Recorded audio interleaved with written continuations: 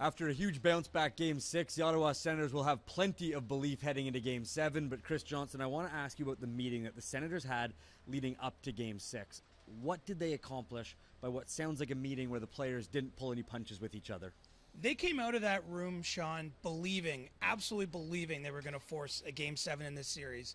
Erik Karlsson was the one who stood up, the captain of this team, and talked about midway through the season, would we have taken this? Yes. And then it quickly turned to talking about some of the deficiencies they had in that 7-0 loss in Pittsburgh, the need for everyone to do absolutely what was needed most for the team, not for themselves. And they walked out of there thinking that they were going to find a way to win this game some way, somehow. And look, second period, they're getting outshot 16-3 at one point. They're down 1-0. It doesn't look good, but they stuck the course and they've made good on their belief. The Mike Hoffman shot ultimately was the game winner, but leading up to this game, his game probably wasn't what Ottawa fans would have hoped for from a guy like Mike Hoffman. But what does this goal mean for him?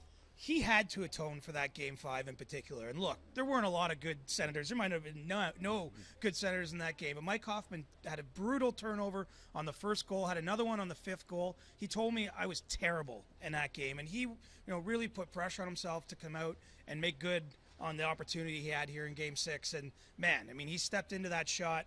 Matt Murray, it doesn't look like anything's getting by this goalie most of the time, but a slight screen on him, posting in, and probably the biggest goal of Mike Hoffman's career, certainly the biggest of the Senators' season, and now they get one more chance to reach a Cup final. I mean, quite a story this team is becoming. Well, Chris, it was a huge bounce-back win for the Ottawa Senators in Game 6, but the message from the room following was that it'll all be for naught if they don't win Game 7. Erik Karlsson said, "We have not accomplished anything yet."